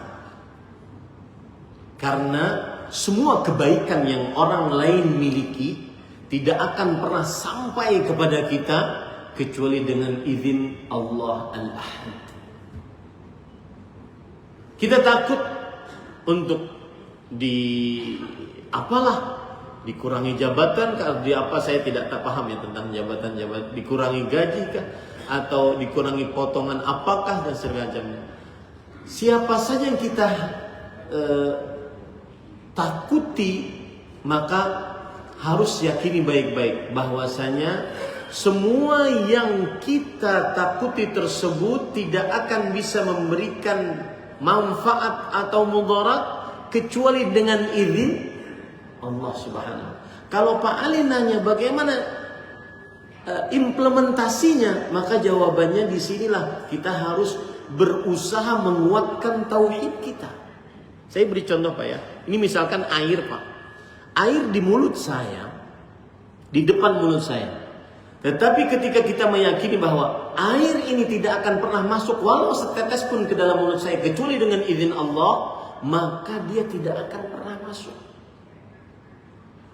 Walaupun taruhannya apapun, maka saya tetap yakin ini tidak akan pernah masuk karena Allah tidak mengizinkan masuk. Sebaliknya, kalau air ini ada di mulut, depan mulut macan atau singa atau harimau, tapi kalau Allah mengizinkan itu masuk ke tenggorokan saya dan bahkan saya mengambilnya, saya akan ambil itu. Begitulah yang disebut dengan tauhid, Pak. Itulah yang disebut dengan tauhid. Ada sebagian orang kadang-kadang ngaku sudah bertauhid, tetapi giliran ditelepon oleh atasannya, padahal ditelepon. Telepon.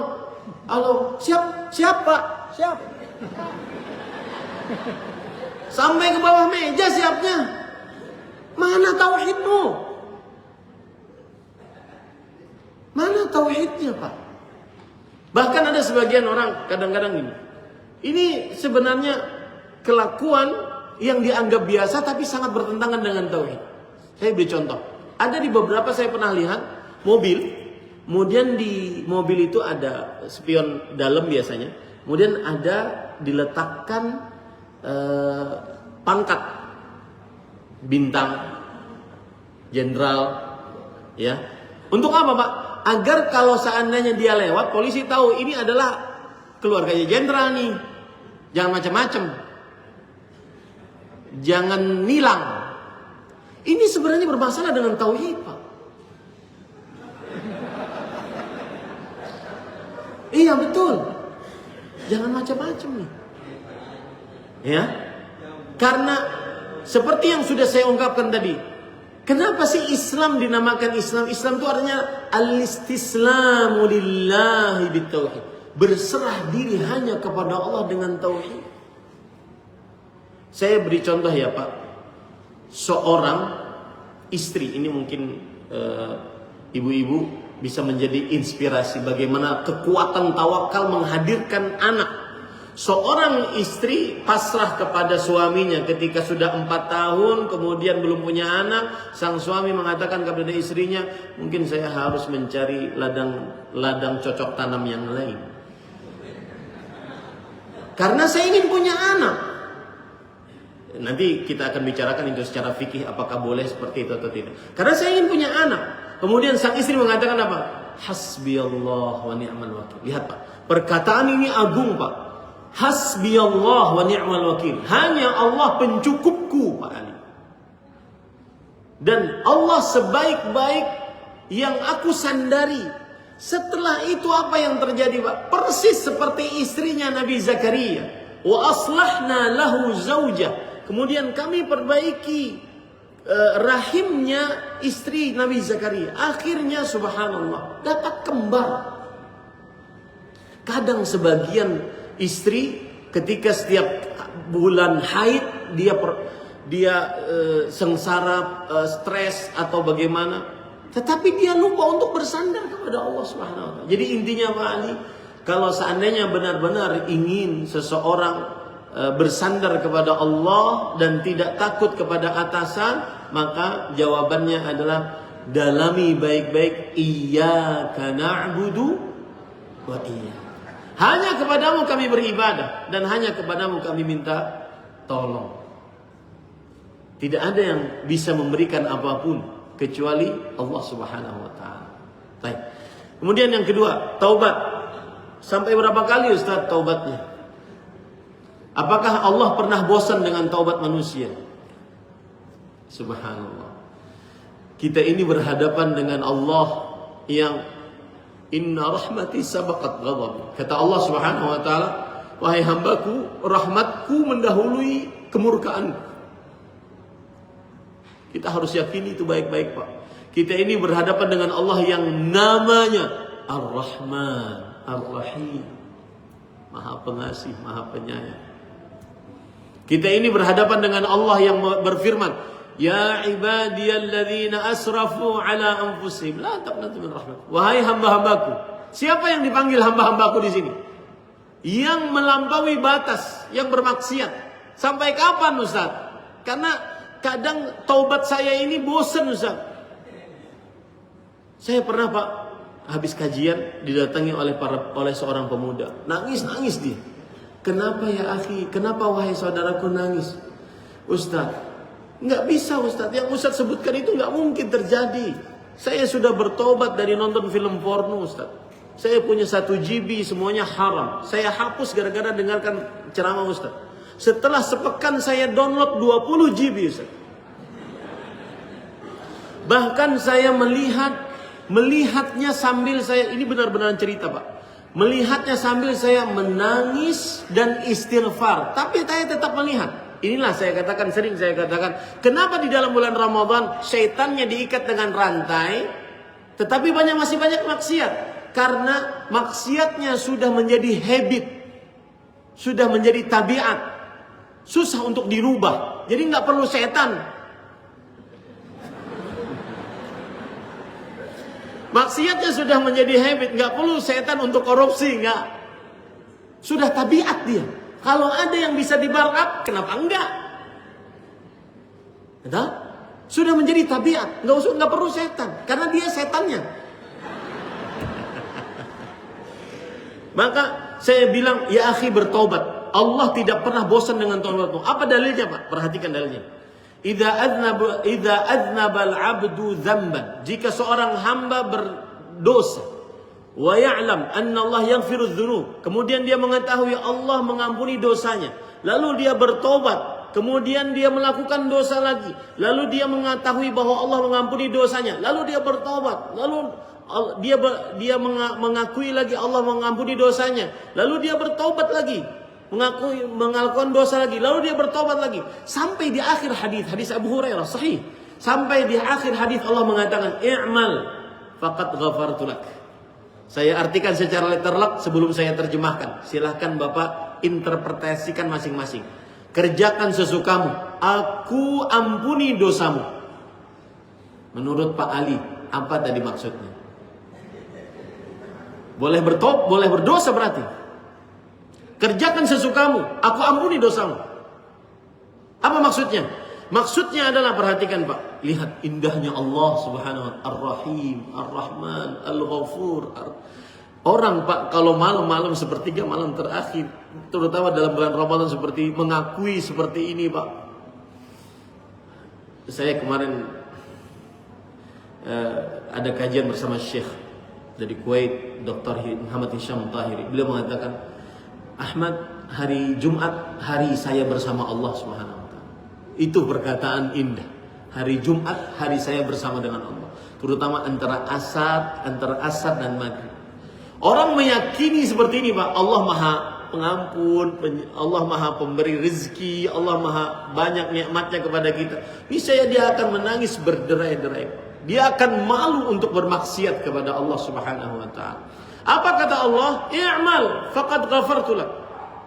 Kerjakan sesukamu, aku akan ampuni dosa-dosamu. Maksudnya adalah selama kamu berdosa lalu bertobat, maka ampunanku akan selalu bersamamu. Selama kamu berdosa lalu bertobat, ampunanku akan selalu bersamamu. Jangan pernah bosan untuk bertobat, Pak.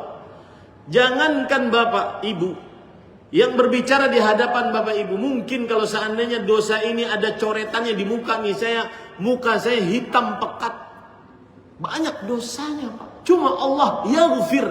Saya tadi sudah sebutkan arti yaghfir, Allah menutupi dosa kita, Pak. Salah satu nikmat terbesar yang Allah berikan kepada kita di dunia ini adalah Allah menutup aib dosa kita.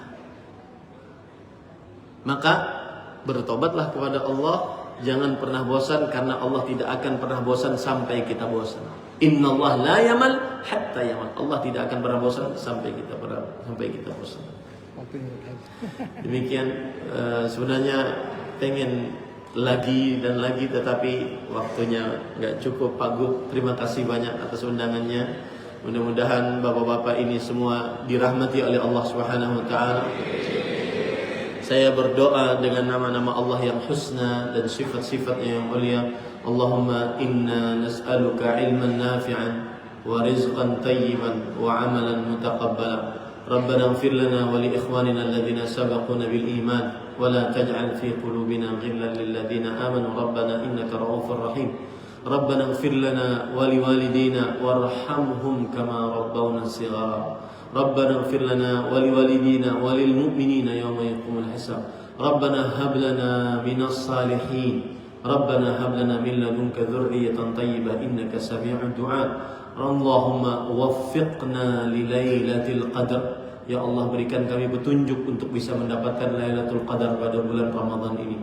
Allahumma waffiqna li lailatul qadar. Allahumma waffiqna li lailatul qadar. Allahumma inna nas'aluka jannatal firdaus bighairi hisabin wala adab. Ya Allah, dengan segala macam dosa kami memohon kepada Engkau agar masuk ke dalam surga tanpa hisab, tanpa adab.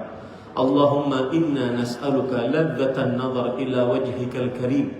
Ya Allah, dengan segala macam dosa kami, izinkan kami untuk melihat wajahmu yang mulia kelak. Wajahmu yang mulia yang senantiasa kami rindukan saat di dunia. Allahumma uhsyurna ma'an nabi Muhammadin sallallahu alaihi wasallam was salafus salih wal walidaini wal aqribai ajma'in. Ya Allah, kumpulkanlah kami bersama Habib kami, orang yang paling kami cintai, Nabi kami Muhammad sallallahu alaihi wasallam, para sahabat, para tabi'in, para tabi'ut tabi'in, para imam dan para kedua orang tua kami dan para kerabat. Wassallallahu ala nabiyina Muhammad walhamdulillahi rabbil alamin. Wassalamualaikum warahmatullahi wabarakatuh.